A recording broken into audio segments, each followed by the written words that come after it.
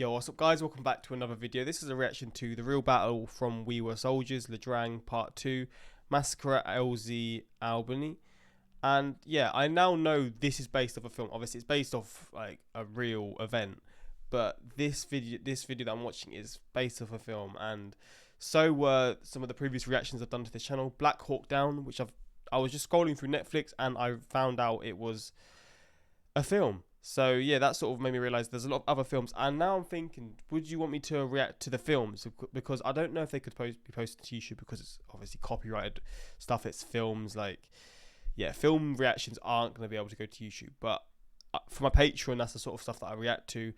And I was actually trying to react to Black Hawk Down. I couldn't screen record it for some reason, but I found a way to do it now. So I'm going to start doing that reaction soon. I'm thinking about today, but I've got a lot of reactions to get through. But I've got a lot of free time today, so I'm going to try and make up for a lot of reactions that I'm trying to get done. So possibly going to be reacting to Black Hawk Down. I don't know where I can watch this. Black Hawk Down is on Netflix, but I don't know if this one's on Netflix or where I can watch it. But if that's a possibility and people want that, maybe I could check that out, and other ones too. But yeah, we're back to this one. We obviously left off from part one. It was brutal, to be honest. Like, this is probably, actually, Black Hawk Down was, yeah, that was tough to see, like, to sort of watch what was happening. Like, there's so many things that, just the situations that they were in. But this is another situation where it's like you've been thrown in the deep end and you're trying to withstand it, and you're obviously outnumbered, outgunned by so many people. But yeah, we're going to see how this goes, how it led on from part one. But that is pretty much it. Like I said, links are in the description to my Patreon if you want to see some more of my reactions to many different things. But we're going to jump into this and see part two.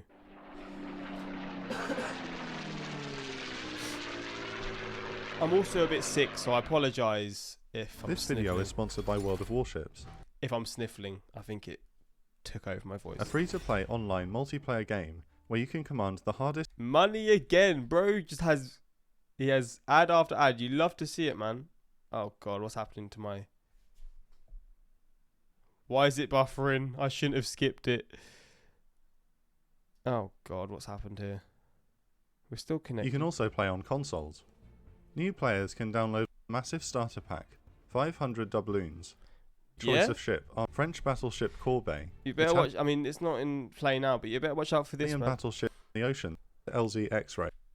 Getting his money. As Good most to see. of the exhausted, battle-weary men who have defended LZ X-Ray are choppered out, General Westmoreland orders the remaining battalions to remain in the area. Not wanting to give the impression of retreat to the NVA and the US press, he rejects the request by 3rd Brigade Commander Colonel Brown that the whole force needs to be evacuated, as more NVA forces are descending on the area. So people are leaving. There's soldiers being taken away, and you're still saying to, like, keep your ground or whatever, to stay and fight when you're already outnumbered as it is, but now you're even more outnumbered than you were before. A new series of Arclight B-52 strikes are requested across the area for the 17th of December to suppress the NVA forces spread across the Chupong Massif. Some strikes are to be conducted dangerously close to LZ X-Ray, and so the remaining 2 battalions are ordered to move out on foot, one to LZ Albany and one to LZ Columbus. The 2 battalions move out together in a long and disorganised column on the morning of the 17th.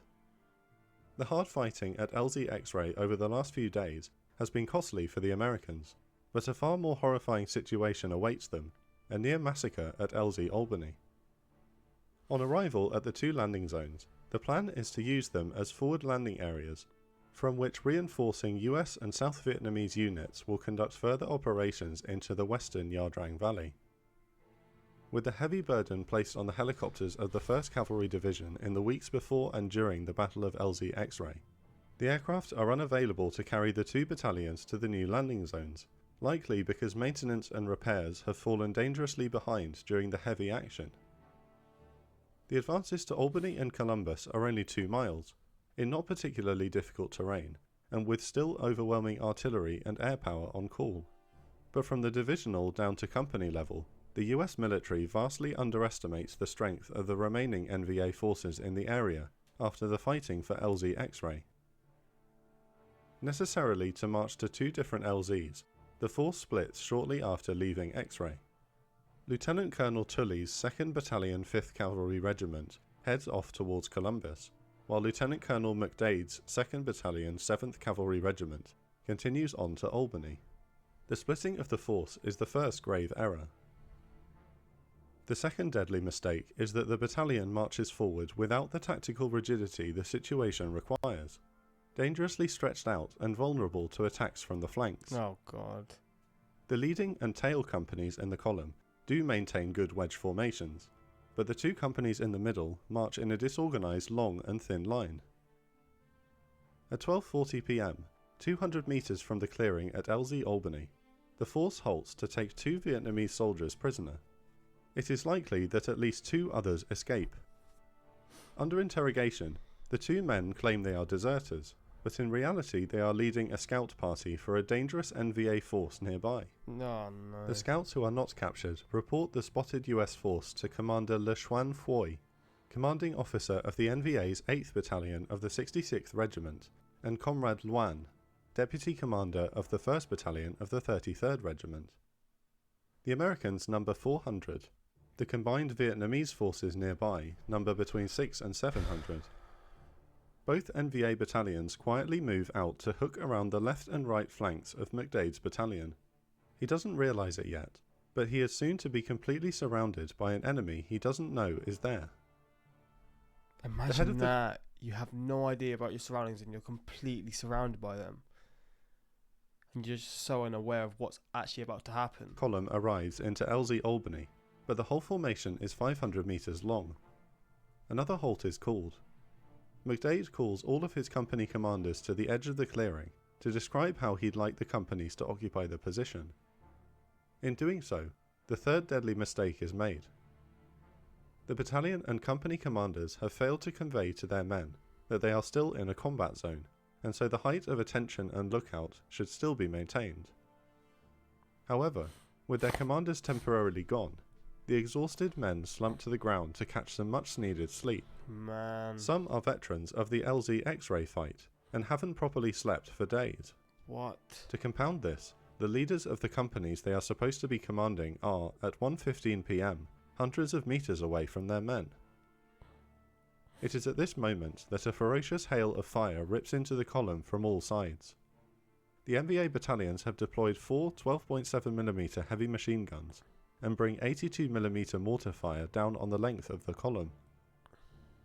Captain George Forrest of Alpha Company at the rear of the column, without waiting for orders, sprints through the fire right the way down the line to reunite with his men. The leading and tailing companies, who had maintained better formation during the march, are able to scramble into effective defensive perimeters, and with Alpha's leader back with his men, they are more coherent. Those in the centre aren't so lucky. In the first hour of the ambush, the young men can do little but hope they are fortunate enough to evade the hail of lead coming into their position. For most, they are not. McDade has maintained close contact with his artillery support, and calls in effective close artillery strikes to hold the NVA back. After an hour, the US Air Force is once again overhead, desperately delivering danger-close napalm strikes on the edge of the thin perimeter of a US force about to be overwhelmed. The sky turns to dark with the swirling smoke from napalm and artillery explosions. With the disorganization of the column, and the enemy so close, American napalm kills Americans and Vietnamese. Oh man. Upon learning of the ambush, Brigade Commander Colonel Brown had ordered a company from the battalion that marched to LZ Columbus to march to reinforce LZ Albany. This company now arrives, and, together with Captain Forrest's Tail End Alpha Company, they attempt to push inwards towards the clearing, picking up surviving and isolated infantrymen on their way. If they can make it, a more complete perimeter can be formed around the clearing, allowing for helicopters to land to pick up the heavily wounded. With fire continuing from all sides, this movement is very difficult, but they do make progress. With nightfall, they begin to set up a perimeter where they are. With the cover of darkness, Brown now orders B Company, 2nd Battalion of the 7th Cavalry, exhausted veterans of the days of fighting at LZ X-Ray, to reboard their Hueys at Camp Holloway and ride back into a hot and surrounded LZ once more. They land at 6:30 p.m. into heavy fire. Jeez. Miraculously, no aircraft are lost in the drop, and the arriving company takes command of the immediate Albany clearing, absorbing any American survivors into its perimeter. Wow. This doesn't help the outlying companies, and the night offers them more danger than safety. Isolated or wounded individual GIs are found and killed in the darkness. By morning, the Vietnamese commanders know that more aggressive US air power will likely arrive, and so the assault is concluded. The surviving NVA troops withdraw. Dawn reveals the horrors of the ambush. As helicopters begin to arrive to retrieve the dead, one platoon commander recalls that the scene is like a long bloody traffic jam in the jungle. Of the 400 Americans who marched into Albany, 155 have been killed. That quickly, oh my days. That is insane. I mean, they were just completely surrounded. I couldn't really see any way for them to get out of it. Like, this is crazy just to see. And a further 124 wounded, a 70% casualty rate. Flipping hell. One surviving US infantryman isn't accounted for, and is only located a week later by a passing helicopter. The US would claim 550 NVA casualties. They found a week later. How did they manage to survive? But based on weapons recovered from the battlefield, the real number is likely closer to half of that. When compared to the 3-day battle at LZ X-Ray, the 16 hours at LZ Albany has cost more American lives, and becomes the most deadly single-day battle of the Vietnam War. The heavy losses at the fights for LZ's X-Ray and Albany do little to convince the US military of the potency of the air-mobile concept, and Brown's 3rd Brigade is withdrawn from the Pleiku campaign. So early in the US involvement in Vietnam, the action in the Drang Valley has shown that, despite technological inferiority, especially against US air power, NVA ground forces are motivated, hard and skillful at fighting in the jungle. Although NVA losses were greater, the heavy US losses at X-Ray and Albany should have been an early indicator that the war in Vietnam would not be easy, fast, or without sacrifice. Man, that was dark as hell. God damn. I mean, like I said, the film of this, I do think I'm going to check it out. I don't know where it is or what, but that's something that I do feel like I need to check out. But imagine fighting the last few days at X-Ray with no sleep, and instead of being lifted out with everyone else, you're told to walk to another LZ just because the general doesn't want to give the appearance of retreat. There's really no comparison for the battlefield breakdowns for this. Yeah, it is incredible, to be honest, but god damn, I cannot imagine what was going through the minds of these people, these soldiers, during these moments. Like, you're absolutely exhausted, and then you just get bombarded with hundreds of the Vietnamese soldiers surrounding you, and they know the terrain, and it's just like everything, all the odds just stacked against you. But yeah, it's horrible. But yeah, like I said, if you want me to check out the film, I will do that, and that's pretty much it. But yeah, until next time, like, subscribe, and peace.